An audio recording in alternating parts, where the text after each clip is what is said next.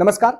आज हम मध्य प्रदेश लोक सेवा आयोग एमपीपीएससी 2026 प्रारंभिक परीक्षा के संदर्भ में लेकर आए हैं मध्य प्रदेश के गेम चेंजर रामबाण प्रश्न, जो परीक्षा के लिए काफी उपयोगी है। अगर आप एमपीपीएससी 2026 दे रहे हैं तो आपको यह वीडियो काफी लाभदायक रहेगा, जिसमें महत्वपूर्ण प्रश्नों का सार है। शुरू करते हैं मध्य प्रदेश के महत्वपूर्ण एमसीक्यू।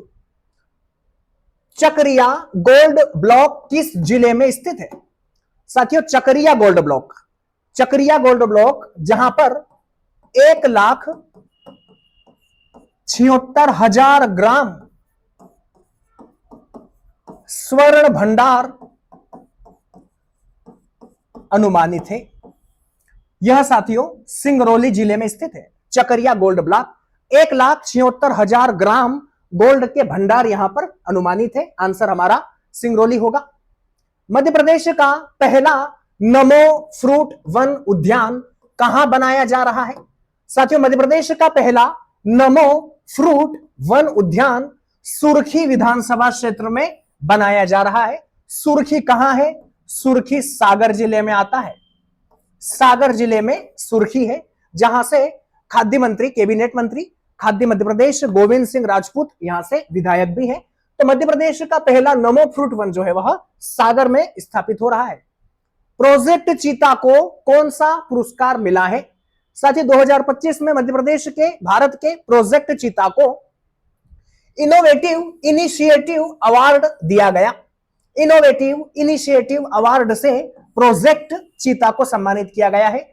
भारत में चीतों की संख्या बढ़कर 53 हो चुकी है। 53 चीते आज की स्थिति में मध्य प्रदेश में पूरे भारत में मौजूद हैं।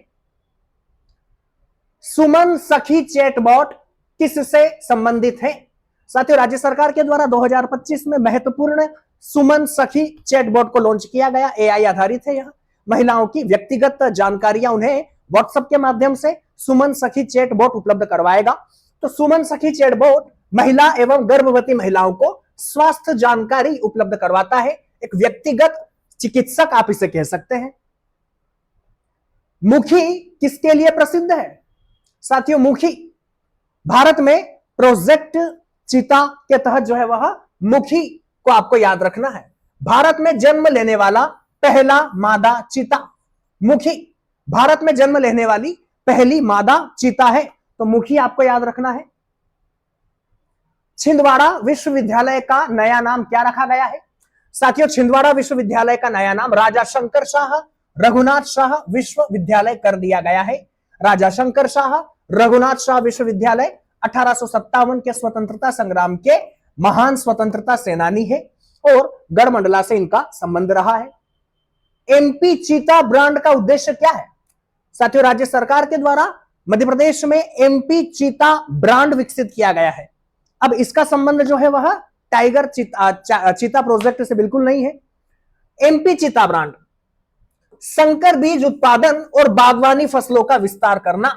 जो संकर बीज होंगे, जो क्रॉस ब्रीज हाइब्रिड बीज होंगे, उन संकर बीजों का उत्पादन करने के बाद जो ब्रांड होगा, जिस ब्रांड से उसे जाना जाएगा, उसे एमपी चीता ब्रांड कहा जाएगा। उसे एमपी चीता ब्रांड के नाम से जाना जाएगा। और साथ ही साथ मध्य प्रदेश सरकार ने एक और नए ब्रांड की भी घोषणा की है, नर्मदा मिलेट्स। नर्मदा मिलेट्स, ये भी आपको याद रखना है। नर्मदा मिलेट्स का ब्रांड क्या होगा? कोंदो कुटकी से जो उत्पाद बनाए जाएंगे, उन उत्पादों को नर्मदा मिलेट्स के नाम से जाना जाएगा।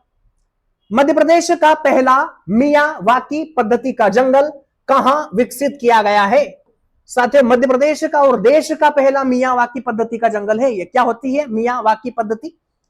साथियों, मियावाकी पद्धति जापान की पद्धति है, जहां पर बहुत कम क्षेत्र में बहुत अधिक घनत्व के साथ अलग अलग विविधता वाले पौधों को उगाया जाता है। यानी कि एक सीमित क्षेत्र में बड़ी संख्या में पौधों को उगाया जाना और अलग अलग प्रजाति के पौधों को उगाया जाना, ताकि जैव विविधता बनी रहे, वनों की विविधता बनी रहे। तो मियावाकी पद्धति कम क्षेत्र में अत्यधिक घनत्व के साथ पौधों को उगाया जाना, और यह जबलपुर में मियावाकी पद्धति के माध्यम से जंगल बनाए जा रहे हैं। मध्य प्रदेश के नए मुख्य सूचना आयुक्त कौन बने हैं? साथियों, मध्य प्रदेश के नए मुख्य सूचना आयुक्त विजय यादव बने हैं। मध्य प्रदेश में विजय यादव नए मुख्य सूचना आयुक्त के रूप में नियुक्त हुए हैं। सेलिंग चैंपियनशिप 2025 का आयोजन कहां किया गया? मध्य प्रदेश में। जल क्रीड़ा से संबंधित है सेलिंग चैंपियनशिप 2025। भोपाल में सेलिंग चैंपियनशिप 2025 का आयोजन हुआ है। चलो जीते हैं किससे संबंधित है? साथियों, चलो जीते हैं मध्य प्रदेश में इस फिल्म की शूटिंग की गई है। चलो जीते हैं मध्य प्रदेश से संबंधित है। प्रधानमंत्री नरेंद्र मोदी जी के जीवन पर आधारित लघु फिल्म है। प्रधानमंत्री नरेंद्र मोदी जी के जीवन पर आधारित है। फिल्म का नाम है चलो जीते हैं। सैंपल रजिस्ट्रेशन सिस्टम रिपोर्ट 2023 के अनुसार मध्य प्रदेश में मात्र मृत्यु दर कितनी हो गई है? साथियों, एसआरएस सैंपल रजिस्ट्रेशन सिस्टम की रिपोर्ट के अनुसार 2023 की रिपोर्ट है। मध्य प्रदेश में मात्र मृत्यु दर जो है वह कम होकर 142 हो चुकी है, 142 हो चुकी है। क्या होती है मात्र मृत्यु दर? 1 लाख महिलाओं में प्रसव के दौरान उन महिलाओं की संख्या जिनकी मृत्यु हो जाती है, 1 लाख पर इसको जो है वह गिना जाता है। तो मध्य प्रदेश में 142 मात्र मृत्यु दर हो चुकी है। सैंपल रजिस्ट्रेशन सिस्टम 2023 के अनुसार मध्य प्रदेश में नवजात मृत्यु दर कितनी हो गई है? पहले तो हमें यह जानना चाहिए कि नवजात शिशु क्या होता है। नवजात शिशु क्या होता है? शिशु क्या होता है? नवजात शिशु किसे कहा जाता है? ऐसा शिशु जो 0 से 28 दिन का होता है। वह बच्चा जो 0 से 28 दिन के बीच का होता है उसे नवजात शिशु कहा जाता है। नवजात शिशु वह बच्चा जो 28 दिन से 2 वर्ष के मध्य होता है उसे शिशु कहा जाता है। शिशु। मध्य प्रदेश में नवजात मृत्यु दर कितनी है? 29 है। 29। अब नवजात शिशु मृत्यु दर जो है वह 1000 की संख्या पर गिनी जाती है। मध्य प्रदेश में सैंपल रजिस्ट्रेशन सिस्टम रिपोर्ट 2023 के अनुसार 29 नवजात शिशु मृत्यु दर है। एसआरएस रिपोर्ट 2023 के अनुसार मध्य प्रदेश में शिशु मृत्यु दर कितनी हो गई है? साथियों, मध्य प्रदेश में शिशु मृत्यु दर 37 है। यह भी 1000 बच्चों पर इसको भी गिना जाता है मृत्यु वाली संख्या को। तो मध्य प्रदेश में 37 आपको याद रखना है शिशु मृत्यु दर है। देश की पहली सोलर प्लस स्टोरेज परियोजना कहां स्थापित की जा रही है? साथियों, यह देश की पहली सोलर प्लस स्टोरेज परियोजना है जहां पर सोलर ऊर्जा को स्टोरेज भी किया जा सकता है, उसका उपयोग भी किया जा सकता है। तो देश की पहली मुरैना में है। 2 यूनिट होगी यहां पर 220 प्लस 220 मेगावाट की 2 यूनिट यहां पर जो है वह काम कर रही, यानी कि 440 मेगावाट की क्षमता वाला देश का पहला सोलर प्लस स्टोरेज सिस्टम कहां पर स्थापित हो रहा है? मुरैना में स्थापित किया जा रहा है। संपदा 2.0 किससे संबंधित है? साथियों, संपदा 2.0 मध्य प्रदेश के संपदा 2.0 को 2025 में राष्ट्रीय स्कॉच सम्मान भी दिया गया। संपदा 2.0 जो है वह दस्तावेजों का ई पंजीयन करता है। मध्य प्रदेश में जितने भी दस्तावेज है, रजिस्ट्रीकरण जिनका होता है, उसके लिए कार्यालय जाने की आवश्यकता नहीं है। आप संपदा 2.0 के माध्यम से ई पंजीयन कर सकते हैं। आपकी भूमि की रजिस्ट्री इसी ऐप के माध्यम से इसी पोर्टल पर हो जाएंगी ऑनलाइन। दस्तावेजों का ई पंजीयन करने की पेपरलेस व्यवस्था है। मध्य प्रदेश 1 वर्ष में 16 लाख दस्तावेजों का पंजीयन करता है और राज्य सरकार को इससे 11,000 करोड़ का राजस्व प्राप्त होता है। तो संपदा 2.0 दस्तावेजों का ई पंजीयन पेपरलेस करने की व्यवस्था है और इसे स्कॉच सम्मान दिया है। बीसीसीआई ने शेष भारत टीम का कोच किससे नियुक्त किया है? साथियों, बीसीसीआई के द्वारा मध्य प्रदेश के अमय खुरासिया को शेष भारत टीम का कोच नियुक्त किया है। मध्य प्रदेश के खिलाड़ी हैं, क्रिकेटर हैं अमय खुरासिया, तो इन्हें शेष भारत टीम का कोच नियुक्त किया है। इनका संबंध मध्य प्रदेश से है। मध्य प्रदेश में वन्य प्राणी सप्ताह कब मनाया जाता है, कब मनाया जाएगा? साथियों, 1 से 7 अक्टूबर का जो समय होता है वो वन्य प्राणी सप्ताह का समय होता है। तो 1 से 7 अक्टूबर के बीच मध्य प्रदेश में वन्य प्राणी सप्ताह मनाया जाता है। 1 से 7 अक्टूबर आपको याद रखना है। अंतरराष्ट्रीय श्री रामलीला उत्सव का आयोजन कहां किया जाएगा? साथियों, राष्ट्रीय स्तर पर रामलीला का जो आयोजन है वह ओरछा में होता है। परंतु अंतरराष्ट्रीय स्तर का रामलीला उत्सव जो है वह भोपाल में आयोजित किया गया था 2025 में। अंतरराष्ट्रीय स्तर का श्री रामलीला उत्सव का आयोजन भोपाल में 2025 में हुआ है। मध्य प्रदेश से 10 टाइगर 3 राज्यों को भेजे जाएंगे। साथियों, मध्य प्रदेश देश में सर्वाधिक टाइगर की संख्या वाला राज्य है। मध्य प्रदेश में 785 कुल टाइगर की संख्या है। 785 मध्य प्रदेश में कुल टाइगर है, देश में सर्वाधिक है। और टाइगर गणना 2026 भी प्रारंभ हो चुकी है। एम स्ट्रिप्स ऐप आपको याद रखना है। एम स्ट्रिप्स ऐप, इस एम स्ट्रिप्स ऐप के माध्यम से टाइगर की गणना होती है। भारत में मध्य प्रदेश टाइगरों की विविधता को बढ़ाना चाहता है, टाइगर की नस्लों की विविधता को बढ़ाना चाहता है, और ऐसे में उड़ीसा, राजस्थान और छत्तीसगढ़ को मध्य प्रदेश की सरकार 10 टाइगर उपलब्ध करवाएगी। मिशन जीवन पर्यंत का उद्देश्य क्या है? मिशन जीवन पर्यंत क्या है यह? साथियों, मिशन जीवन पर्यंत के तहत लाडली बहना के लाभार्थियों को अटल पेंशन योजना से जोड़ना है। लाडली बहना का लाभ लेने वाली महिलाएं, लाभार्थी लाडली बहना का जो लाभ ले रही हैं, जो उससे जुड़ी हुई है योजना से, उनको अटल पेंशन योजना से भी जोड़ना, यह मिशन जीवन पर्यंत है। और मिशन जीवन पर्यंत को इसी कार्य के लिए 2025 का नेशनल या राष्ट्रीय स्कॉच सम्मान भी दिया गया। मिशन जीवन पर्यंत को स्कॉच सम्मान दिया गया है। लाडली बहना योजना के लाभार्थियों को अटल पेंशन से जोड़ना। मध्य प्रदेश सरकार ने वर्ष 2025 को किस वर्ष के रूप में घोषित किया है? साथियों, मध्य प्रदेश में 2025 उद्योग और रोजगार वर्ष के रूप में घोषित किया गया। 2025 को उद्योग और रोजगार वर्ष के रूप में घोषित किया गया। 2026 को कृषि वर्ष के रूप में राज्य सरकार मना रही है। तो 25 आपसे अगर पूछा जाए तो उद्योग रोजगार वर्ष, 26 कृषि रोजगार वर्ष। भीमराव अंबेडकर कामधेनु योजना के तहत कितने दुधारू पशु प्रदान किए जाएंगे? साथियों, राज्य सरकार के द्वारा मध्य प्रदेश के दुग्ध उत्पादन को बढ़ावा देने के उद्देश्य से राज्य सरकार भीमराव अंबेडकर कामधेनु योजना लेकर आई है। भीमराव अंबेडकर कामधेनु योजना के तहत अधिकतम 25 पशु इसके माध्यम से उपलब्ध करवाए जाएंगे।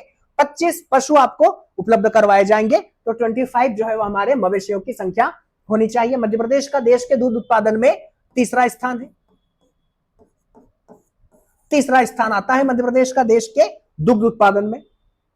गौशालाओं में प्रति गोवंश दी जाने वाली राशि को 20 रुपए से बढ़ाकर कितना किया गया है? साथियों, राज्य सरकार मध्य प्रदेश का वर्तमान में देश के कुल दूध उत्पादन में 9% का हिस्सा है। राज्य सरकार इसे बढ़ाकर 20% करना चाहती है। तो ऐसे में गौशालाओं का सुधार और गौशालाओं का आधुनिकीकरण और गौ माताओं को बेहतर सुविधा देना अत्यंत आवश्यक है, साथ ही किसानों को भी। तो गौशालाओं में प्रति गोवंश दी जाने वाली राशि को 20 रुपए से बढ़ाकर सरकार ने 40 रुपए कर दिया है। मध्य प्रदेश में पंजीकृत गौशालाएं कितनी है? मध्य प्रदेश में 3000 से अधिक पंजीकृत गौशालाएं हैं। और प्रदेश में छतरपुर जिले में सर्वाधिक गौशालाओं की संख्या है। छतरपुर जिला जो है वह सर्वाधिक गौशाला वाला है। तो सर्वाधिक गौशालाएं छतरपुर में है। 3000 से अधिक पंजीकृत गौशालाएं हैं। यहां पर 20 रुपए प्रति गौ से बढ़ाकर 40 रुपए कर दिया गया है। कन्या शिक्षा परिसर का नया नाम क्या रखा गया है?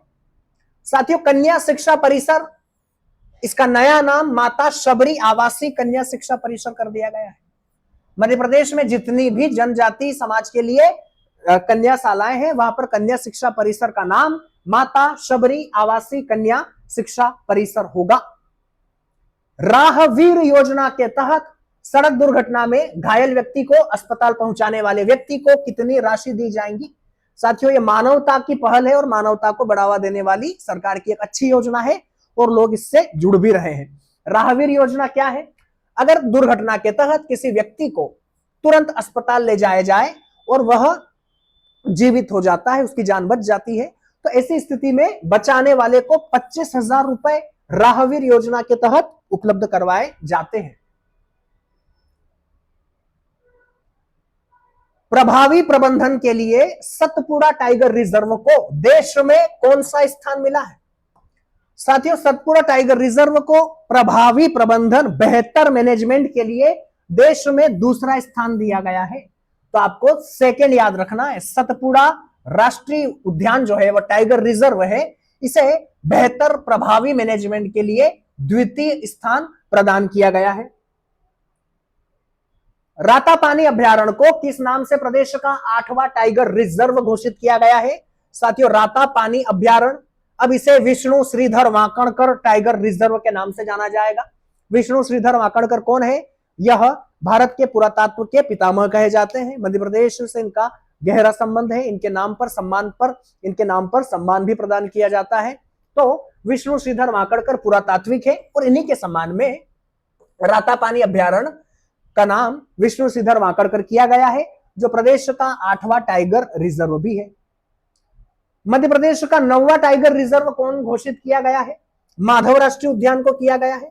माधव राष्ट्रीय उद्यान मध्य प्रदेश का 9वां टाइगर रिजर्व है और इसी के साथ मध्य प्रदेश देश का सबसे अधिक टाइगर रिजर्व वाला भी राज्य है। पंचमढ़ी अभ्यारण्य को किस नाम से जाना जाएगा? साथियों, पंचमढ़ी अभ्यारण्य को जनजातीय राजा भभूत सिंह अभ्यारण्य के नाम से जाना जाएगा। पंचमढ़ी अभ्यारण्य को राजा भभूत सिंह अभ्यारण्य के नाम से जाना है। मध्य प्रदेश में नदियों के संरक्षण के लिए कौन सी योजना शुरू की गई है? साथियों, राज्य सरकार नदियों से स्वच्छता को बढ़ाने के लिए, मध्य प्रदेश में नदियों को स्वच्छ बनाने के लिए, उनको पुनर्जीवित करने के लिए गंगोत्री हरित योजना चलाती है। नदियों का संरक्षण गंगोत्री हरित योजना के माध्यम से किया जाएगा। यूनेस्को ने हाल ही में मध्य प्रदेश के किस शहर को क्रिएटिव सिटी ऑफ म्यूजिक का दर्जा दिया है? यूनेस्को के द्वारा मध्य प्रदेश के किस शहर को क्रिएटिव सिटी ऑफ म्यूजिक का दर्जा दिया गया है? इसमें कोई संदेह नहीं, ग्वालियर आंसर होगा। मध्य प्रदेश का एकमात्र संगीत महाविद्यालय विश्वविद्यालय भी जो है वह ग्वालियर में है, राजा मान सिंह तोमर संगीत महाविद्यालय तो ग्वालियर में है और ग्वालियर को ही यूनेस्को के द्वारा क्रिएटिव सिटी ऑफ म्यूजिक का दर्जा दिया गया है। संगीत घराने के लिए ग्वालियर जाना जाता है। मध्य प्रदेश में कुल कितनी यूनेस्को धरोहर है, स्थायी और अस्थायी दोनों मिलाकर? साथियों, मध्य प्रदेश में स्थायी 3 यूनेस्को की विश्व धरोहर है, खजुराहो है, सांची है, भीमबेटका है। और अस्थायी रूप से मध्य प्रदेश में 15 और है, 15 अस्थायी धरोहर है और 3 जो है वह स्थायी धरोहर है। ऐसे में मध्य प्रदेश में कुल 18 यूनेस्को की विश्व धरोहर सूची में शामिल है। कुल 18 है विश्व धरोहर स्थल, जिसमें 3 स्थायी 15 अस्थायी है। आंसर हमारा 18 होगा। बाघ प्रिंट कला के लिए किसे master of the best craft award से सम्मानित किया गया? साथ ही 2025 में उज्बेकिस्तान के माध्यम से मध्य प्रदेश के एक बहुत प्रसिद्ध बाघ कलाकार हैं, जिनका नाम है मोहम्मद खत्री। बाघ प्रिंट कला से संबंध रखते हैं और इन्हें master of the best craft award से सम्मानित किया गया है। मोहम्मद खत्री आपको याद रखना है। प्राकृतिक रंगों से छपाई की कला है बाघ कला। वक्फ संपत्तियों के प्रबंधन, सत्यापन और निगरानी के लिए मध्य प्रदेश ने कौन सा पोर्टल विकसित किया है? साथियों, वक्फ संपत्तियों का प्रबंधन करना, सत्यापन करना और इनकी निगरानी करना, इसके लिए मध्य प्रदेश सरकार का एमपी वामसी पोर्टल है। एमपी वामसी क्या होता है? वामसी Waqf asset management system of India, full form इसका है Waqf assets management system of India. वक्फ क्या होता है? वक्फ वह संपत्ति होती है जो किसी मुस्लिम व्यक्ति के द्वारा इस्लाम के नाम पर दान दी जाती है। इस्लाम के नाम पर दान दी जाती है और इसी संपत्ति को औकाफ भी कहा जाता है। इसे औकाफ भी कहते हैं। औकाफ, तो आप इसे वक्फ कहें, औकाफ जो संपत्ति धर्म के नाम पर इस्लाम के किसी व्यक्ति के द्वारा दान कर दी जाए तो उसे जो है वह वक्फ की संपत्ति या औकाफ कहा जाता है। और जो व्यक्ति होता है उसे वकीफ कहा जाता है। जो संपत्ति दान कर रहा है उसे वकीफ कहा जाता है। तो उन संपत्तियों का सत्यापन करना, डिजिटलाइजेशन करना और उन संपत्तियों का बेहतर प्रबंधन और निगरानी के लिए एमपी वामसी पोर्टल है। और इस एमपी वामसी पोर्टल को भी 2025 का राष्ट्रीय स्कोच सम्मान प्रदान किया गया है। तो Waqf assets management system of India portal है एमपी का। यहां पर जो है वह मध्य प्रदेश सरकार ने ईज ऑफ डूइंग बिजनेस के तहत कितने व्यापार कानून समाप्त किए हैं? साथियों, राज्य सरकार ease of doing business, Madhya Pradesh में निवेश और व्यापार का बेहतर वातावरण हो, बेहतर माहौल हो, ऐसे में अगर कोई ऐसे कानून है जो बाधा उत्पन्न कर रहे थे, जो मध्य प्रदेश में व्यापार के लिए तर्क संगत शायद नहीं थे, तो राज्य सरकार के द्वारा ऐसे 42 कानूनों को समाप्त किया है जो मध्य प्रदेश के अंदर व्यापार के, निवेश के वातावरण में बाधा उत्पन्न कर रहे थे। 42 ऐसे कानून हैं जिन्हें समाप्त किया गया। पीपीपी मॉडल पर निजी हवाई सेवा को अनुमति देने वाला देश का पहला राज्य कौन बना? साथियों, PPP model, public private partnership model, public private partnership model जिसमें निजी और सरकार दोनों के माध्यम से क्षेत्र में कार्य किया जाता है। देश का पहला ऐसा राज्य है मध्य प्रदेश जो निजी पीपीपी मॉडल पर हवाई सेवा को अनुमति दे रहा है और यहां पर चलाया भी जा रहा है। तो हमारा मध्य प्रदेश देश का पहला राज्य होगा। वेलनेस को बढ़ावा देने के लिए 3 विभागों के बीच समझौता हुआ है। वेलनेस, अच्छा जीवन, शारीरिक मानसिक दोनों रूप से व्यक्ति बेहतर हो। वेलनेस, आयुष और पर्यटन विभाग, आयुष विभाग और पर्यटन विभाग, आयुष विभाग के द्वारा, पर्यटन विभाग के द्वारा वेलनेस को बढ़ावा देने के लिए एमओयू साइन किया गया है। आयुष का फुल फॉर्म एमपीपीएससी में पूछा गया था। आयुष का फुल फॉर्म पूछा गया था, आयुर्वेद, योग, यूनानी, सिद्धा और होम्योपैथी चिकित्सा, इससे यह आयुष बनता है। तो आयुष को बढ़ावा देने के लिए, वेलनेस को बढ़ावा देने के लिए आयुष और पर्यटन विभाग ने एमओयू किया है। देवारण्य योजना का संबंध किससे है? सिंचाई, पारंपरिक औषधि पौधों की खेती, पशुपालन या मत्स्य पालन?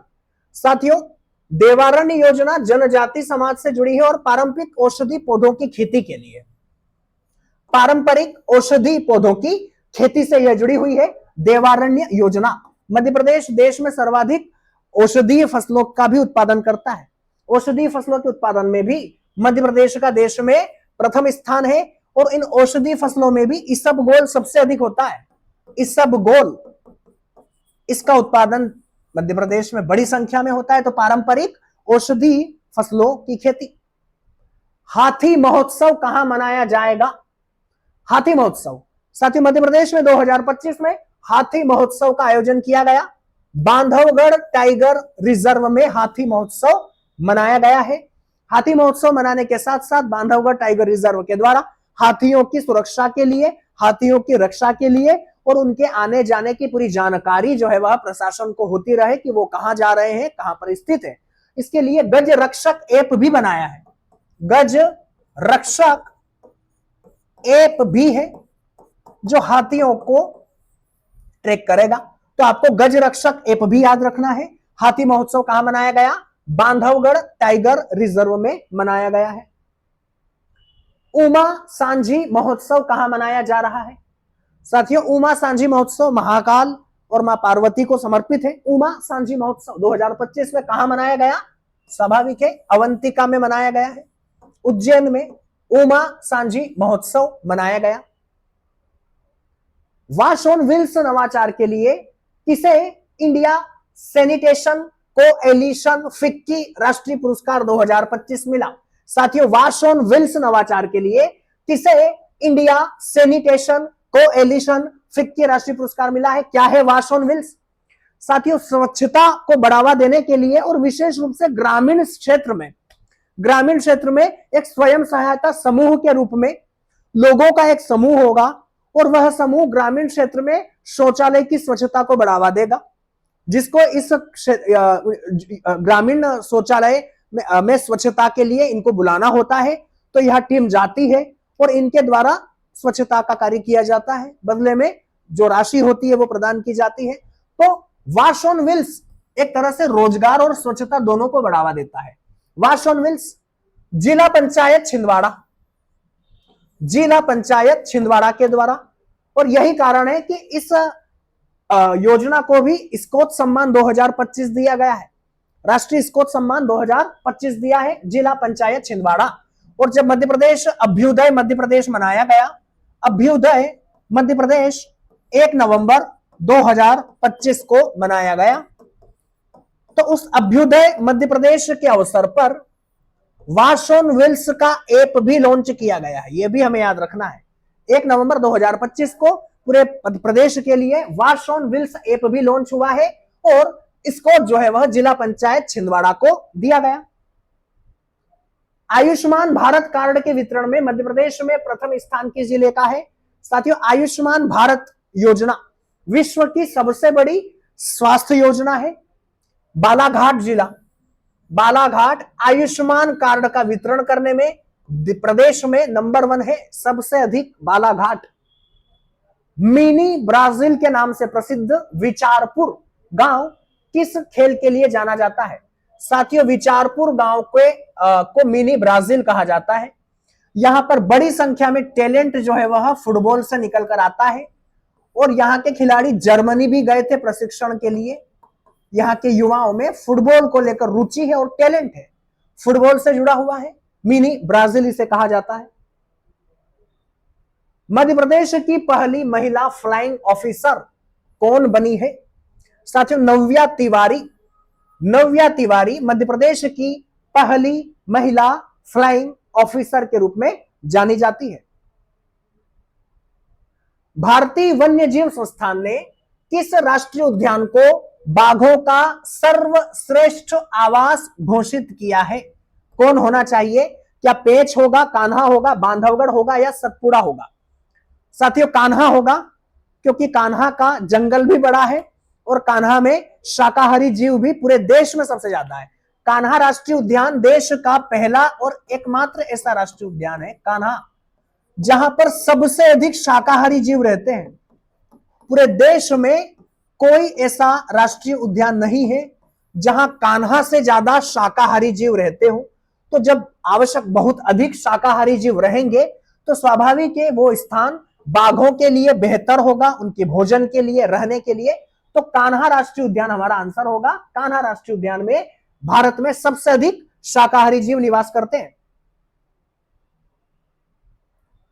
स्मार्ट मीटर उपभोक्ताओं के लिए कौन सा ऐप लॉन्च किया गया है? स्मार्ट मीटर उपभोक्ताओं के लिए, साथ ही मध्य प्रदेश में स्मार्ट मीटर उपभोक्ताओं के लिए सरकार के द्वारा स्मार्ट MPCZ ऐप लॉन्च किया गया है। स्मार्ट MPCZ ऐप जो है वह स्मार्ट मीटर से जुड़ा हुआ है। हरित तकनीक, ग्रीन टेक्नोलॉजी और स्मार्ट सिटी मिशन को बेहतर क्रियान्वयन करने के लिए मध्य प्रदेश ने किस देश के साथ समझौता किया है? साथियों, मध्य प्रदेश के द्वारा ग्रीन टेक्नोलॉजी, हरित तकनीक और स्मार्ट सिटी मिशन को बेहतर प्रभावशाली तरीके से प्रदेश में लागू करने के लिए सिंगापुर के साथ MOU साइन किया है। सिंगापुर मदद करेगा मध्य प्रदेश में हरित टेक्नोलॉजी और स्मार्ट सिटी मिशन को बेहतर बनाने में। देश का पहला ई व्हीकल ऑटो टेस्टिंग ट्रैक कहां पर बनेगा? देश का पहला ई व्हीकल ऑटो टेस्टिंग ट्रैक जो है वह पीथमपुर में बनाया जाएगा। देश का पहला ई व्हीकल ऑटो टेस्टिंग ट्रैक होगा। मध्य प्रदेश ने ई व्हीकल नीति 2025 जारी की है। ई व्हीकल नीति 2025, जहां पर इलेक्ट्रिक व्हीकल को आपको जो है वह 30% सब्सिडी पर मिल जाएंगे। 30% तक की सब्सिडी यहां पर इलेक्ट्रॉनिक व्हीकल पर राज्य सरकार उपलब्ध करवाती है। तो e vehicle auto testing track Pithampur में मध्य प्रदेश में देश का पहला है। मध्य प्रदेश का पहला क्रिकेट म्यूजियम कहां बनाया जाएगा?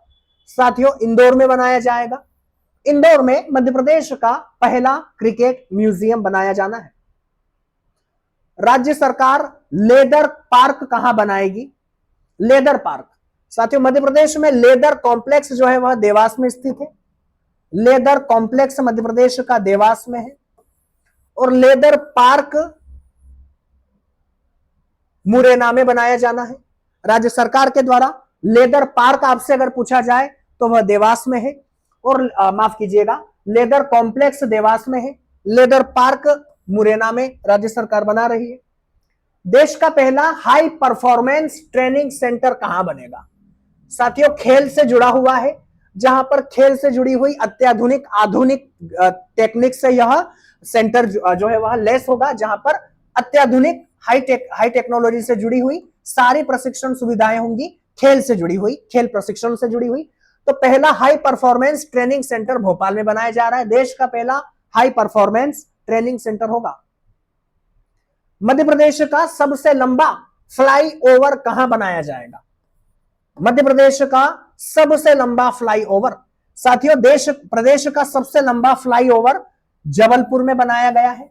जबलपुर में प्रदेश का पहला भी है और सबसे लंबा फ्लाईओवर है, यह जबलपुर में बनाया गया है।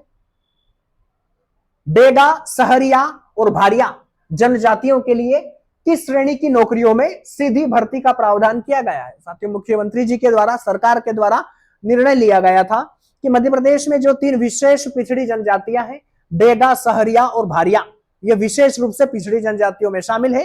बेगा, सहरिया, भारिया। बेगा डिंडोरी और बेगाचक जो इलाका है, एरिया है। सहरिया उत्तरी मध्य प्रदेश में, यानी कि लगभग ग्वालियर और पूरा मध्य भारत का जो हमारा पठार है। और भारिया छिंदवाड़ा। विशेष पिछड़ी जनजातियां हैं, इन्हें राज्य सरकार के द्वारा तृतीय और चतुर्थ श्रेणी की जो परीक्षाएं हैं उनमें सीधी भर्ती का प्रावधान किया गया है। तृतीय चतुर्थ श्रेणी में सीधी भर्ती दी जाएंगी। आप में बस योग्यता होनी चाहिए, प्रमाण पत्र होने चाहिए, उसके लिए योग्य होने चाहिए, तो आपको यहाँ पर सीधी भर्ती के तहत नियुक्त किया जाएगा बेगा, सहरिया और भारिया के लिए। बांधवगढ़ में हाथियों की निगरानी के लिए कौन सा ऐप शुरू किया गया है? हमने आपको बताया था गज रक्षक ऐप। गज रक्षक ऐप के माध्यम से बांधवगढ़ में हाथियों की निगरानी की जाएगी। मध्य प्रदेश में विधायक निधि को बढ़ाकर प्रतिवर्ष कितना कर दिया गया है? साथियों, विधायक निधि को बढ़ाकर 5 करोड़ कर दिया गया है। प्रतिवर्ष विधायक निधि जो है वह विधायकों को 5 करोड़ उपलब्ध करवाई जाएंगी, तो 5 करोड़ किया है। इलेक्ट्रॉनिक मैन्युफैक्चरिंग क्लस्टर कहां बनाया जाएगा? मध्य प्रदेश का इलेक्ट्रॉनिक मैन्युफैक्चरिंग क्लस्टर जो है वह भोपाल में बनाया जाना है। भोपाल के अंदर मध्य प्रदेश का इलेक्ट्रॉनिक मैन्युफैक्चरिंग क्लस्टर बनेगा। देश का पहला गो मैटरनिटी वार्ड कहां बनाया जाएगा? जिस तरह से महिलाओं के लिए मैटरनिटी वार्ड होता है प्रसव के दौरान, ठीक वैसे ही एक अच्छी पहल है, गौ माता के लिए भी मैटरनिटी वार्ड बन रहा है और यह देश का पहला है। हरदा जिले में बन रहा है। हरदा में देश का पहला गो मैटरनिटी वार्ड बनाया जा रहा है। यारिया प्रोजेक्ट का संबंध किससे है? यारिया प्रोजेक्ट, साथियों, मानसिक रूप से मध्य प्रदेश के युवाओं में सुधार लाना।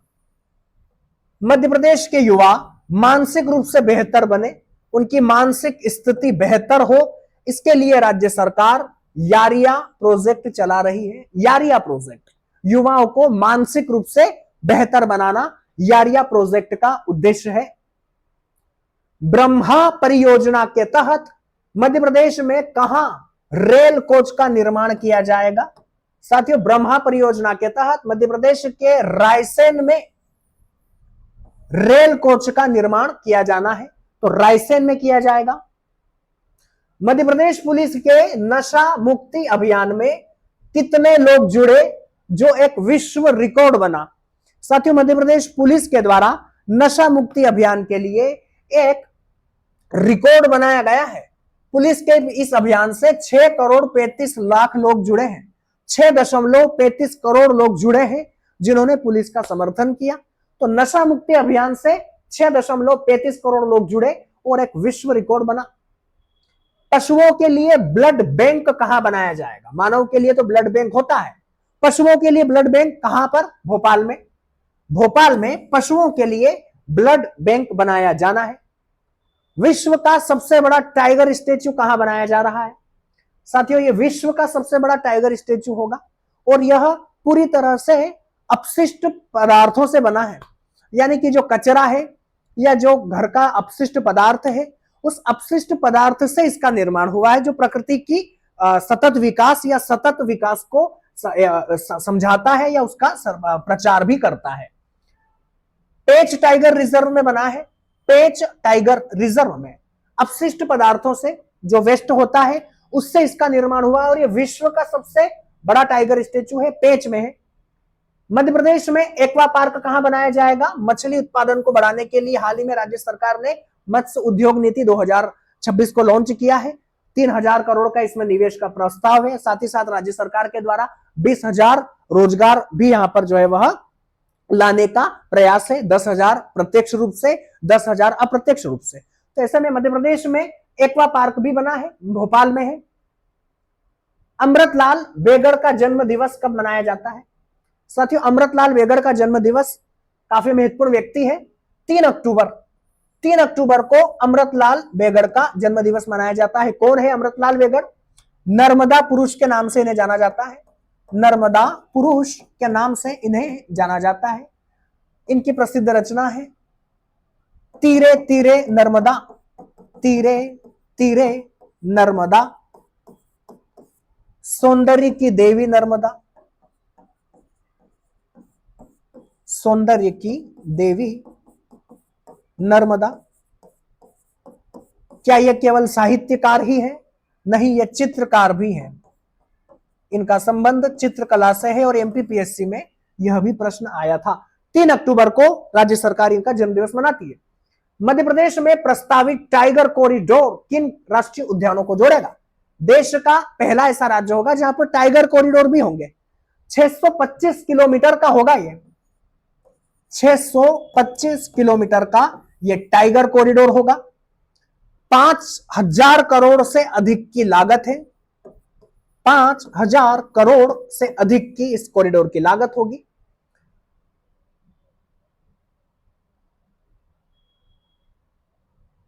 मध्य प्रदेश का कान्हा, बांधवगढ़, पेंच और पन्ना, कान्हा, बांधवगढ़, पेंच और पन्ना, इन 4 राष्ट्रीय उद्यानों को टाइगर प्रोजेक्ट, टाइगर कॉरिडोर से जोड़ा जा रहा है। तो कान्हा है, बांधवगढ़ है, पेंच है और पन्ना, ये 4 हमें याद रखना है। ये पूछा जाने वाला प्रश्न है, ये पूछा जा सकता है। कान्हा, बांधवगढ़, पेंच और पन्ना। मध्य प्रदेश में नया आकाशवाणी स्टूडियो कहां स्थापित किया जाएगा? साथियों, 2025 में मध्य प्रदेश में एक नया आकाशवाणी स्टूडियो स्थापित किया गया है, उज्जैन में किया गया है। उज्जैन में प्रदेश को एक नया आकाशवाणी स्टूडियो मिला है। लोकपथ ऐप का उद्देश्य क्या है? साथियों, राज्य सरकार के द्वारा लोकपथ ऐप बनाया गया था। बाद में इस लोकपथ ऐप का कुछ दिन पहले अपडेट वर्जन आया है, लोकपथ 2.0। लोकपथ 2.0 भी आया है। यह सड़कों में गड्ढों की शिकायत और निवारण से जुड़ा हुआ है। सड़कों के गड्ढों की शिकायत और निवारण, अगर आपको सड़कों के गड्ढे दिखते हैं तो आप उन गड्ढों का फोटो खींचकर विभाग को भेज सकते हैं, विभाग उस पर कार्रवाई करेगा। तो लोकपथ ऐप कहिए या लोकपथ 2.0 का है। मध्य प्रदेश का पहला डिजिटल शहर कौन सा होगा? साथियों, मध्य प्रदेश का पहला डिजिटल शहर इंदौर होने वाला है। क्यों होगा ये पूर्ण रूप से डिजिटल शहर? यहां पर प्रत्येक मकान का एक यूनिक कोड होगा, एक यूनिक डिजिटल जो है वह आईडी होगी प्रत्येक मकान की। तो इस तरह से सरकार को भी आसानी होगी प्रदेश इंदौर के अंदर घरों की जानकारी के संदर्भ में। तो इंदौर प्रदेश का पहला डिजिटल शहर बनने वाला है। डिजिटल शहर योजना के अंतर्गत इंदौर में क्या विशेष व्यवस्था होगी? हर घर का एक यूनिक जीपीएस होगा, जैसा हमने आपको बताया। प्रत्येक घर का एक यूनिक जीपीएस होगा जो इसकी पहचान होगा। नर्मदा महोत्सव 2025 कहां मनाया जाएगा? साथियों, भेड़ाघाट जबलपुर में नर्मदा महोत्सव 2025 मनाया गया है। भेड़ाघाट हमें याद रखना है, जबलपुर में है नर्मदा महोत्सव 2025। मध्य प्रदेश सरकार ने किस सिरप पर पूर्ण प्रतिबंध लगाया है? साथियों, मध्य प्रदेश में कोल्ड रिफ सिरप पर पूर्ण प्रतिबंध लगाया गया। कोल्ड रिफ सिरप, कोल्ड रिफ सिरप आपको याद रखना है, जिसके कारण जो मध्य प्रदेश में घटना घटी थी, कई बच्चे इसके जो है वो शिकार भी हुए थे। तो कोल्ड रिफ सिरप है, मध्य प्रदेश सरकार के द्वारा इस पर बैन लगाया गया है। मध्य प्रदेश, यहीं से एक हमारा फैक्ट और निकलता है कि मध्य प्रदेश देश का पहला ऐसा राज्य है जिसने सभी दवाओं पर क्यूआर कोड भी अनिवार्य कर दिया है। 1200 से अधिक दवाओं के लिए क्यूआर कोड अनिवार्य करने वाला मध्य प्रदेश देश का पहला राज्य है। साथ ही साथ एक फैक्ट यहां से और बन सकता है कि मध्य प्रदेश में नशीली दवाओं और अवैध मादक पदार्थों की तस्करी और उस पर निगरानी रखने के लिए राज्य सरकार के द्वारा मध्य प्रदेश के मुख्य सचिव अनुराग जैन जी की अध्यक्षता में एक समिति का भी गठन किया गया है। मध्य प्रदेश के मुख्य सचिव हैं अनुराग जैन जी और इनकी अध्यक्षता में एक समिति का गठन किया गया है जो मध्य प्रदेश में मादक पदार्थ जो होते हैं, नशीली दवाएं जो होती है, उनका जो अवैध व्यापार हो रहा है उस पर नियंत्रण लाएंगी और साथ ही साथ निगरानी रखेंगी। तो समिति आपको याद रखना है अनुराग जैन। प्रतिबंध किस पर लगा है? कोल्ड रेप सिरप पर। मध्य प्रदेश रणजी क्रिकेट टीम के कप्तान कौन बने? साथियों, वर्तमान में रणजी कप विजेता है कश्मीर, जम्मू कश्मीर। जम्मू कश्मीर इतिहास में पहली बार, भारत के इतिहास में रणजी टूर्नामेंट जीता है और मध्य प्रदेश के से रजत पाटीदार जो है वह रणजी क्रिकेट टीम के कप्तान है। रजत पाटीदार रणजी टीम के कप्तान है और साथ ही साथ आरसीबी की भी कप्तानी की इन्होंने, आरसीबी के भी यह कप्तान है और इन्हीं की कप्तानी में पहली बार आरसीबी आईपीएल जीता है। तो जम्मू कश्मीर इस बार का रणजी ट्रॉफी जीता है। रजत पाटीदार रणजी टीम के मध्य प्रदेश के कप्तान है, आरसीबी के भी कप्तान है। रानी दुर्गावती के नाम से वाइल्ड लाइफ रेस्क्यू सेंटर कहां खोला जाएगा? साथियों, रानी दुर्गावती के नाम से वाइल्ड लाइफ रेस्क्यू सेंटर राज्य सरकार जबलपुर में खोलने जा रही है। जबलपुर के अंदर राजमाता रानी दुर्गावती के नाम से वाइल्ड लाइफ और रेस्क्यू सेंटर खोला जाएगा और साथ ही साथ उज्जैन में भी वन तारा की तर्ज पर ही एक बहुत अत्याधुनिक वाइल्ड लाइफ और रेस्क्यू सेंटर और चिड़ियाघर खोला जाना है। तो उज्जैन में भी खोला जाएगा, उज्जैन में भी होगा। किसकी तर्ज पर होगा? वन तारा, जो गुजरात में है वन तारा, उसकी तर्ज पर एक अत्याधुनिक चिड़ियाघर और wild life rescue centre Ujjain में भी और यहां रानी दुर्गावती के नाम पर जबलपुर में। मेट्रो कॉरिडोर का निर्माण किन शहरों के बीच प्रस्तावित है? साथियों, मेट्रो कॉरिडोर उज्जैन पिथमपुर और इंदौर, उज्जैन पिथमपुर और इंदौर तीनों के बीच में मेट्रो कॉरिडोर प्रस्तावित है। इससे रोजगार भी बढ़ेगा। उज्जैन है, पिथमपुर है और इंदौर है, तीनों के बीच में। पिथमपुर कहां है? पिथमपुर धार जिले में आता है, धार जिले में पिथमपुर जो है वह आता है और 2024 में सबसे ज्यादा निर्यात करने वाला जिला है। 17,000 करोड़ से अधिक का निर्यात अकेला एकमात्र सबसे अधिक धार जिले के द्वारा किया गया। तो 2024 में, क्योंकि डाटा 25 में आया था इसका कि देश प्रदेश का सबसे ज्यादा निर्यात करने वाला जिला धार है, तो उज्जैन, पिथमपुर और इंदौर। ई विवेचना ऐप किस उद्देश्य के लिए बनाया गया है? साथियों, ई विवेचना app crime and criminal tracking, अपराध और अपराधियों की ट्रैकिंग करने के लिए ई विवेचना ऐप लाया गया है। तो अपराध और अपराधियों की ट्रैकिंग करेगा यह ऐप। का नाम आपको याद रखना है ई विवेचना ऐप। वर्ष 2025 में मध्य प्रदेश के कुल निर्यात में कौन सा जिला पहले स्थान पर रहा है? अभी हमने आपको बताया है धार जिला पहले स्थान पर रहा है 2024 में। 17,000 करोड़ से अधिक का निर्यात धार जिले से हुआ है। स्वाभाविक है, यहां पर पिथमपुर स्थित है, पिथमपुर यहां पर स्थित है। भारत का डेट्रॉइट कहा जाता है, धार का रहा है। खेलो इंडिया जल खेल महोत्सव में कयाकिंग स्पर्धा में स्वर्ण पदक किसने जीता? साथियों, खेलो इंडिया जल खेल महोत्सव का आयोजन कहां हुआ था? इसका आयोजन डल झील में हुआ था, कश्मीर में। कश्मीर की डल झील में, डल झील कश्मीर में इसका आयोजन हुआ था और यह देश का पहला खेलो इंडिया जल खेल महोत्सव था जो डल झील कश्मीर में आयोजित हुआ है। देश का पहला है खेलो इंडिया जल खेल महोत्सव। मध्य प्रदेश की डोली विश्नोई के द्वारा कयाकिंग स्पर्धा में स्वर्ण पदक जीता गया। मध्य प्रदेश की है डोली विश्नोई। कयाकिंग जल क्रीड़ा है, जल स्पर्धा है और इसमें नौका स्पर्धा है कयाकिंग, इसमें इनके द्वारा गोल्ड मेडल जीता है। नाम आपको याद रखना है डोली विश्नोई। मध्य प्रदेश में ऑयल सीड हब किन जिलों में स्थापित किए जाएंगे? मध्य प्रदेश को खाद्य तेल में एक बड़ा हब बनाने के लिए, खाद्य तेल में आत्मनिर्भर बनाने के लिए मध्य प्रदेश में ग्वालियर, शिवपुरी और अलीराजपुर में, ग्वालियर, शिवपुरी और अलीराजपुर, ये 3 जिलों आपको याद रखना है। ग्वालियर है, शिवपुरी है, अलीराजपुर है। इन 3 जिलों में ऑयल सीड हब बनाया जाना है। मध्य प्रदेश का ओबीसीटी क्लिनिक कहां खोला जाएगा? प्रदेश का पहला ओबीसीटी क्लिनिक क्या होता है? ओबीसीटी क्लिनिक मोटापे से जुड़ा हुआ है, मोटापे की बीमारियों से जुड़ा हुआ है, मोटापा। ओबीसीटी क्लिनिक यह इंदौर में खोला जा रहा है। ओबेसिटी क्लिनिक मोटापे से संबंधित है और यह मध्य प्रदेश का पहला है, इंदौर में इसे खोला जा रहा है। देश का सबसे लंबा रेल ब्रिज मध्य प्रदेश के किस जिले में बनाया जाएगा? कटनी में। कटनी में देश का सबसे लंबा रेलवे ब्रिज बन रहा है। तो यह प्रदेश का ही नहीं, देश का सबसे लंबा रेलवे ब्रिज है कटनी के अंदर। भिंड के शिखर दुबे किस अंतरराष्ट्रीय प्रतियोगिता में भारत का प्रतिनिधित्व करेंगे? साथियों 2025 में मध्य प्रदेश के भिंड के शिखर दुबे के द्वारा वर्ल्ड रोइंग चैंपियनशिप में भारत का प्रतिनिधित्व इन्होंने किया है। वर्ल्ड रोइंग चैंपियनशिप में शिखर दुबे ने भारत का प्रतिनिधित्व किया है, हंगरी में। कहां पर? हंगरी में। तो देश भी आपको याद रखना है, हंगरी में शिखर दुबे के द्वारा भारत का प्रतिनिधित्व किया गया था। 5 अक्टूबर 2025 को असम के गुवाहाटी में कौन सा आयोजन किया गया?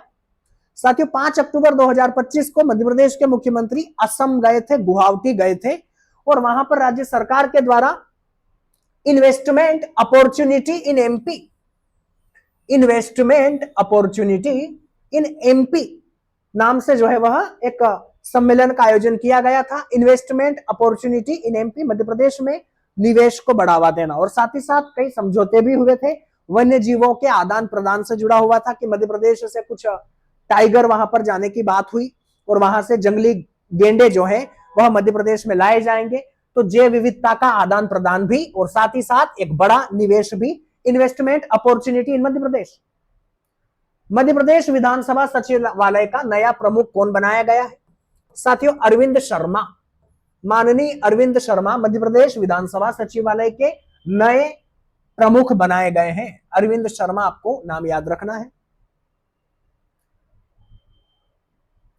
राजा मान सिंह संगीत कला विश्वविद्यालय किस ऐप का उपयोग करेगा? साथियों राजा मान सिंह संगीत कला विश्वविद्यालय के द्वारा विश्वविद्यालय की समस्त जानकारियां जो है वह अरट्टई ऐप के माध्यम से अब आदान प्रदान की जाएंगी। अरट्टई ऐप यह व्हाट्सएप का एक अच्छा विकल्प हो सकता है, यह व्हाट्सएप का बेहतर विकल्प हो सकता है और एक स्वदेशी सोशल मीडिया प्लेटफॉर्म भी है अरट्टई। तो अरट्टई पर ही राजा मान सिंह संगीत कला विश्वविद्यालय के द्वारा दस्तावेज जो है वह आदान प्रदान होंगे। कहां पर है? ग्वालियर में है, ग्वालियर में संगीत विश्वविद्यालय है यह। इंदौर को कौन सा प्रमाण पत्र दिया गया है? प्लेटिनम ग्रीन सिटी का प्रमाण पत्र इंदौर को दिया गया है। नवंबर 2025 में किस जिले में कृषि उद्योग समागम का आयोजन हुआ है? साथियों नवंबर 2025 में मध्य प्रदेश के सीहोर में कृषि उद्योग समागम का आयोजन किया गया। आपसे पूछा जाए कि नवंबर 2025 में मध्य प्रदेश के कहां, किस जिले में कृषि उद्योग समागम का आयोजन हुआ है? आंसर हमारा सीहोर होगा, सीहोर में इसका आयोजन किया गया था। अक्टूबर 2025 में चित्रकूट में कौन सा सम्मेलन हुआ? साथियों संयुक्त राष्ट्र सतत विकास लक्ष्य सम्मेलन, संयुक्त राष्ट्र सतत विकास लक्ष्य सम्मेलन चित्रकूट में आयोजित हुआ है। क्या होता है सतत विकास? साथियों सतत विकास जिसे सस्टेनेबल डेवलपमेंट भी कहा जाता है। सतत विकास का अर्थ होता है आने वाली भविष्य की पीढ़ियों को ध्यान में रखते हुए वर्तमान में विकास करना, पर्यावरण का दोहन इस प्रकार से करना, आर्थिक संसाधनों का दोहन इस प्रकार से करना कि आने वाली पीढ़ियां भी उन आर्थिक संसाधनों का उपयोग कर पाए। इसे ही सस्टेनेबल डेवलपमेंट कहा जाता है। इसका संबंध आर्थिक और पर्यावरण दोनों गतिविधियों से है। तो संयुक्त राष्ट्र का सतत विकास लक्ष्य सम्मेलन जो है वह चित्रकूट में आयोजित हुआ था। 8 से 12 अक्टूबर 2025 तक मध्य प्रदेश के जनजाति संग्रहालय में कौन सा सम्मेलन आयोजित हुआ? साथियों बहुत ज्यादा महत्वपूर्ण प्रश्न है ये, पुतुल समारोह। आपसे पूछा जा सकता है कि पुतुल समारोह कहां कहां आयोजित हुआ है? पुतुल समारोह कठपुतलियों से जुड़ा हुआ है। यह कठपुतलियों के द्वारा यहां पर प्रस्तुति करवाई गई थी। पुतुल समारोह जनजाति संग्रहालय के द्वारा आयोजित करवाया गया। भोपाल में पुतुल समारोह आयोजित हुआ है। आईआईटी रुड़की किस क्षेत्र को ग्रीन हाइड्रोजन क्षेत्र में बदलने में मदद करेगा? साथियों, आईआईटी रुड़की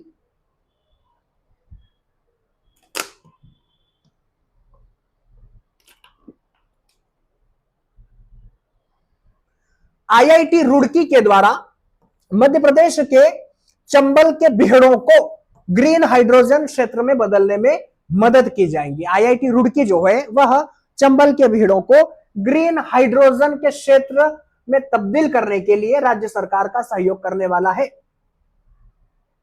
मध्य प्रदेश राज्य वक्फ बोर्ड का नाम किसके नाम पर रखा जाएगा? साथियों, doctor APJ Abdul Kalam, APJ Abdul Kalam, Abul Pakir Jainulabdeen Abdul Kalam Azad इनका पूरा नाम है। भारत के पूर्व राष्ट्रपति है, 11वें क्रम के भारत के राष्ट्रपति हैं और इन्हीं के सम्मान में राज्य वक्फ बोर्ड का नाम रखा गया है। कौन है वर्तमान में राज्य वक्फ बोर्ड के अध्यक्ष? सनवर पटेल। सनवर पटेल मध्य प्रदेश राज्य वक्फ बोर्ड के वर्तमान में अध्यक्ष है। वक्फ से क्या याद आना चाहिए? वामसी पोर्टल याद आना चाहिए। वामसी पोर्टल याद आना चाहिए। एपीजे अब्दुल कलाम। विक्रम विश्वविद्यालय का नया नाम क्या होगा? साथियों, विक्रम विश्वविद्यालय का नया नाम सम्राट विक्रमादित्य विश्वविद्यालय होगा।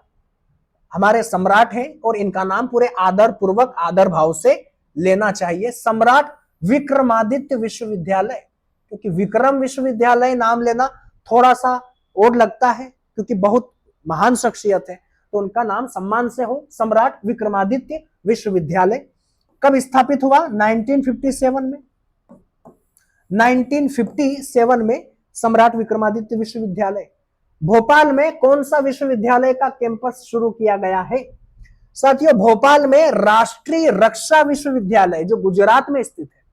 गुजरात में देश का पहला रक्षा विश्वविद्यालय है और उसका एक क्षेत्रीय कैंपस भोपाल में स्थापित किया गया है राजीव गांधी प्रौद्योगिकी विश्वविद्यालय के कैंपस में।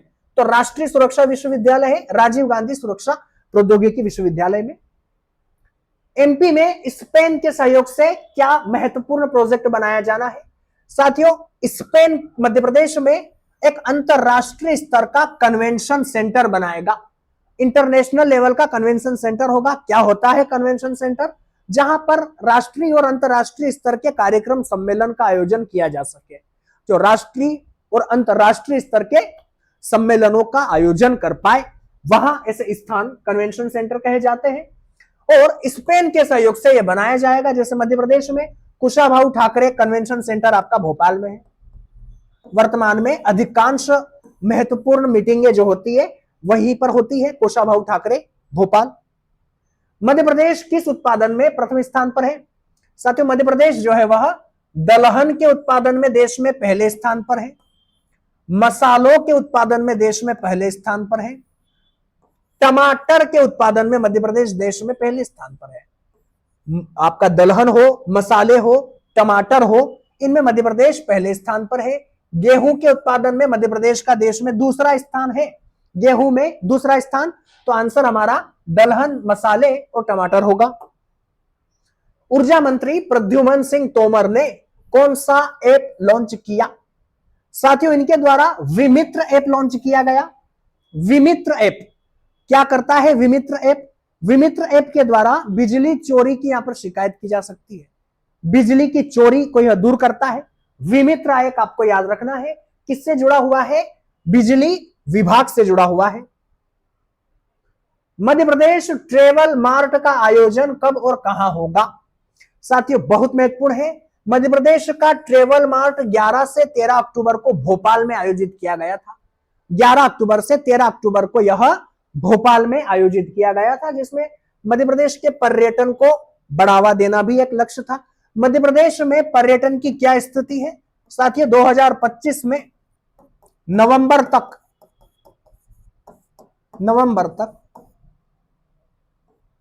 12 करोड़ 18 लाख से अधिक लोग मध्य प्रदेश में आए। 11 से 13 अक्टूबर को यह ट्रेवल मार्ट जुड़ा हुआ है। और सबसे अधिक हिस्सा इसमें किसका है, तो यह मध्य प्रदेश के उज्जैन का है। उज्जैन का 5 करोड़ से अधिक अकेले उज्जैन में आए हैं। 12 करोड़ या 13 करोड़ होगा शायद ये डाटा। तो कुल इस संख्या का उज्जैन में 5 करोड़ से ज्यादा लोग आए हैं। ग्वालियर में राजमाता कृषि विश्वविद्यालय ने किसका पहला हाइब्रिड तैयार किया है? साथियों, ग्वालियर में राजमाता कृषि विश्वविद्यालय के द्वारा पहली बार ज्वार का हाइब्रिड तैयार करवाया। राजमाता कृषि विश्वविद्यालय ग्वालियर में स्थित है और इसने मध्य प्रदेश का पहला हाइब्रिड ज्वार तैयार किया है। नोरादेही टाइगर रिजर्व में किस जानवर को बसाया जाएगा? साथियों, नोरादेही में चीतों को बसाया जाना है। चीते मध्य प्रदेश में नोरादेही चीतों का तीसरा आवास होगा। पहला आपका कुनो है, श्योपुर में स्थित है। दूसरा गांधी सागर है, अभ्यारण्य गांधी सागर मंदसौर, और कुछ सीमा इसकी नीमच तक भी है। और तीसरा नोरादेही। तो इस तरह से चीते यहां पर बसाए जाने हैं। उज्जैन में कौन सा विश्वविद्यालय स्थापित होगा? साथ ही उज्जैन में वेदांत विश्वविद्यालय स्थापित किया जाएगा। उज्जैन में वेदांत विश्वविद्यालय की स्थापना की जानी है। अमझेरा में क्या बनाया जाएगा? साथियों, अमझेरा जो है वह 1857 के स्वतंत्रता संग्राम में एक महत्वपूर्ण व्यक्ति के संदर्भ में जाना जाता है। राजा बख्तावर सिंह, इनका बलिदान 1857 के संग्राम में था। और अमझेरा में जो है वह श्री कृष्ण रुक्मणी लोक बनाया जाएगा। अमझेरा में श्री कृष्ण और रुक्मणी लोक बनाया जाएगा। अंतरराष्ट्रीय सोया कॉन्क्लेव 2025 का आयोजन कहां हुआ है? साथियों, इंदौर में हुआ था। अंतरराष्ट्रीय सोया कॉन्क्लेव 2025 सोयाबीन के उत्पादन के संदर्भ में यहां पर संगोष्ठी की गई थी, बढ़ावा सोयाबीन के उत्पादन को बढ़ावा देने के लिए और साथ ही साथ बेहतर बीजों की उपलब्धता के लिए। तो इंटरनेशनल सोया कॉन्क्लेव 2025 जो है वह इंदौर में आयोजित हुआ है। अक्टूबर 2025 में heart of India global investment hub कहां आयोजित हुआ? साथियों, हमने आपको बताया था इन्वेस्टमेंट अपॉर्चुनिटी इन एमपी, यह गुवाहाटी में आयोजित हुआ है।